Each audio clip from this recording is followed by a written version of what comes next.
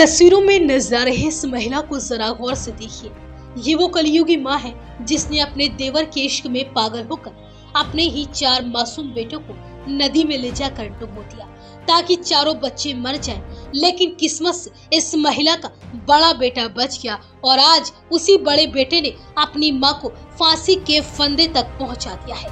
इस महिला ने सोचा था कि वो अपने चारों बच्चों को मारकर अपने प्रेमी के साथ चैन की जिंदगी गुजारेगी, लेकिन ऊपर वाले ने इसकी किस्मत में कुछ और ही लिखा था और अब ये कलयुगी माँ चैन की जिंदगी तो दूर अपनी जिंदगी के दिन भी गिन गिन कर काटेगी। आपको बता दें कि ये मामला उत्तर प्रदेश के औरैया जिले का है। यहाँ 3 बच्चों को नदी में डुबोकर मारने वाली मां को फांसी की सजा सुनाई गई है और साथ ही जिला कोर्ट ने उसके प्रेमी को भी उम्र कैद की सजा सुनाई है और दोनों पर 1-1 लाख रुपए का जुर्माना भी लगाया गया है। यही नहीं, कोर्ट ने इसे रेयरस्ट क्राइम मानते हुए कहा, जो महिला अपने बेटों को मार सकती है उसे समाज में जीने का अधिकार ही नहीं है। आपको बता दें कि पिछले साल 27 जून 2024 को आरोपी मां ने प्रेमी देवर के तानों से परेशान होकर 4 बेटों को नदी में फेंक दिया था, जिनमें से 3 की मौके पर ही मौत हो गई थी,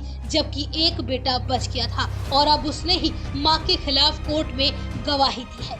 दरअसल औरैया के फफूंद थाना क्षेत्र के बरवा गांव की रहने वाली प्रियंका की शादी इटावा के लुइया गांव के रहने वाले अविनाश के साथ हुई थी। प्रियंका के 4 बच्चे सोनू, आदित्य, माधव और मंगल हुए। 4 साल पहले पति अविनाश की करंट लगने की वजह से मौत हो गई। इसके बाद प्रियंका चचेरे देवर आशीष के साथ रहने लगी, लेकिन गांव में बदनामी होने पर अपने मायके बरुआ आ गई। यहाँ पर देवर आशीष भी उसके साथ आकर रहने लगा था, लेकिन उन्हें गांव वाले ताने मारने लगे। इसके बाद वह आशीष और चारों बेटों को लेकर औरैया शहर के बनारसी दास मोहल्ले में किराए के मकान में रहने लगी।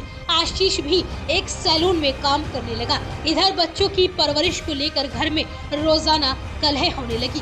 नशे में आशीष प्रियंका और बच्चों से मारपीट करने लगा। वह बार बार कहता था, तुम अपने बच्चों को मार डालो तभी मैं तुम्हें अपने साथ रहूंगा। इसी गुस्से में 27 जून 2024 की सुबह प्रियंका सभी बच्चों को ऑटो से लेकर सेंगूर नदी के केशमपुर घाट पर पहुंची, फिर चारों बच्चों को नदी में फेंक दिया। लेकिन इस दौरान बड़ा बेटा सांस रोक कर लेट गया। मां को लगा कि बेटा मर चुका है और वह वहां से उठकर चली गई। जैसे ही वह थोड़ा आगे गई, बेटा फौरन पानी से निकलकर भाग गया।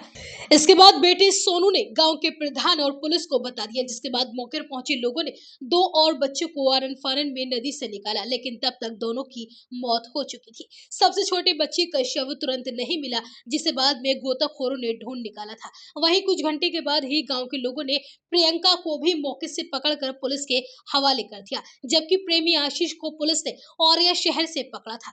1 साल तक यह पूरा केस चला और अब कोर्ट ने महिला को फांसी की सजा सुनाई है। हैरानी की बात यह है कि जब कोर्ट ने आरोपी मां को फांसी की सजा सुनाई तो वह चुपचाप खड़ी रही। उसके चेहरे पर न शिकन थी और न ही किसी तरह का पछतावा। उसने अपनी सफाई में सिर्फ इतना कहा, पति की मौत के बाद ससुराल वालों ने मुआवजे के 5 लाख रुपए ले लिए और भैंस भी ले ली। वह बच्चों का गुजारा नहीं कर पा रही थी, जबकि प्रेमी देवर ने कहा उसे फंसाया गया है। वहीं एडीजी सैफ अहमद ने फांसी का फैसला सुनाते हुए कहा, मां प्रियंका ने एक के बाद एक 4 बच्चों को डुबोने का प्रयास किया।